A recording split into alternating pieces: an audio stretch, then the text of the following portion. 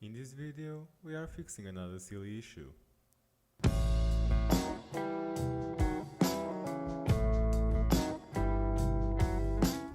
Hi everyone, welcome to another video.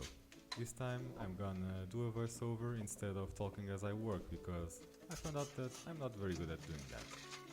Anyway, as you've seen, the ventilation panel is not sitting flush with the center console, and in order to fix this we're gonna have to remove the whole center console. I've been sensible and I have decided to start with removing the radio.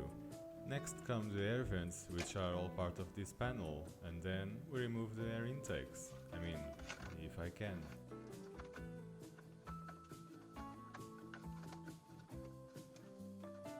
It's here, finally, beautifully filmed. Thankfully, these two have been a bit easier. They are not particularly well attached. Anyway, where can we go now? I seem to be a bit confused. Yeah, let's remove the gear knob. That sounds straightforward enough. We just twist it, and finally it comes off. This lower tray is easy too. Now, let's take a look at these two bolts.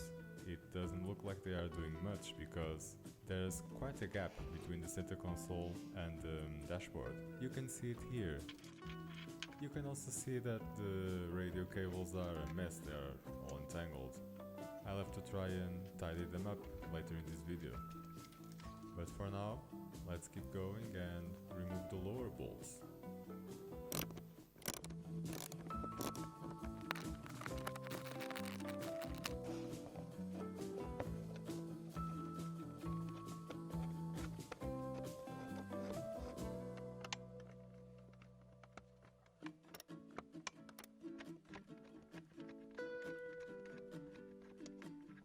Since this lower tray is connected to the center console, we also need to remove these bolts.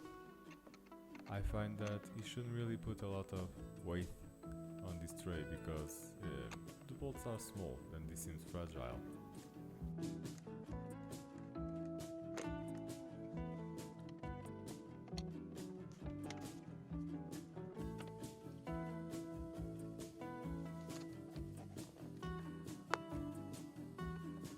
Wrong side. That's more like it. And this bolt is also tiny.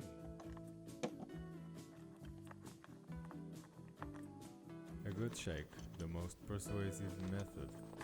Unfortunately, that's not gonna be enough for the center console. I really don't like the design of this, because it really extends a lot further back where it attaches on the firewall, and it makes it really difficult to remove it, and it's really tight between the seats.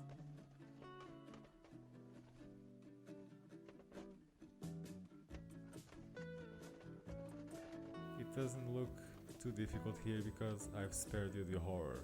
It takes a long time to remove it without breaking anything.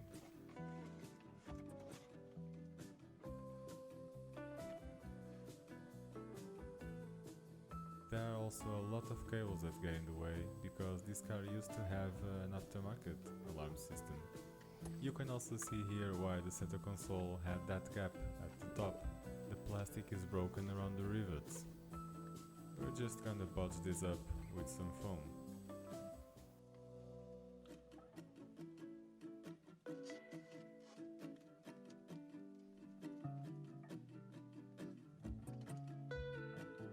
Here I'm establishing that nothing is broken on the ventilation panel, so it must have been a case of not having screwed this on the center console. I've had to refit the center console a couple years ago, and at the time I found that it would be easier to remove a bolt for the handbrake so that it would move enough to the left and I could refit it easily.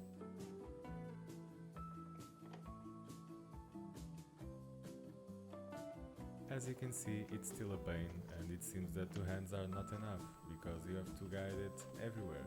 You have to make sure that it clears the handbrake, the gear shift, that no cables are getting stuck. You have to make sure that the ventilation panel is aligned with the center console, and so on.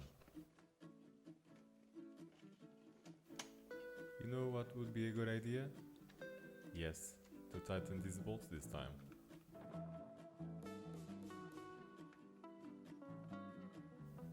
These are pretty much a lost cause, but I still want to have the center console sit as tight as possible.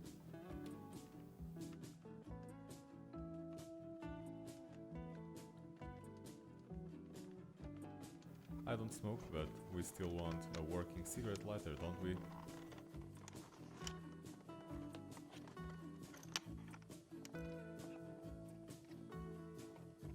And it's also a good idea to make sure that the ventilation is working. And the lights too. Now we can just put everything back in place.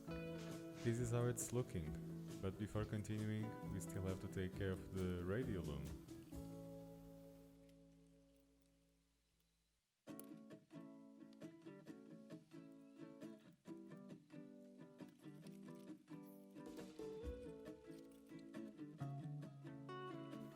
Look at that, that's a strong contender for a Best Picture award.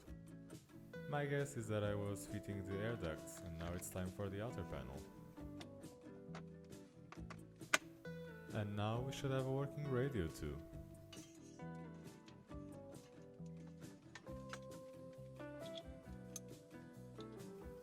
The lights came on, that's always a good thing. And it will work very well when I finally understand how to turn off the demo mode. Have you ever heard of ejecting ventilation controls? Now you have.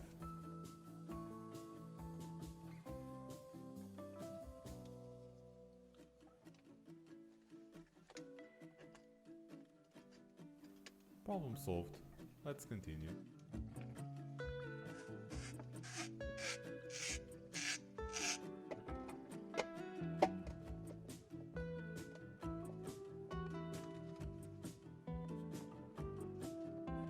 Oh no, it seems we have run out of footage. Anyway, the center console is in place now, but we have other things to do in this interior. I hope you've enjoyed this video. See you in the next one.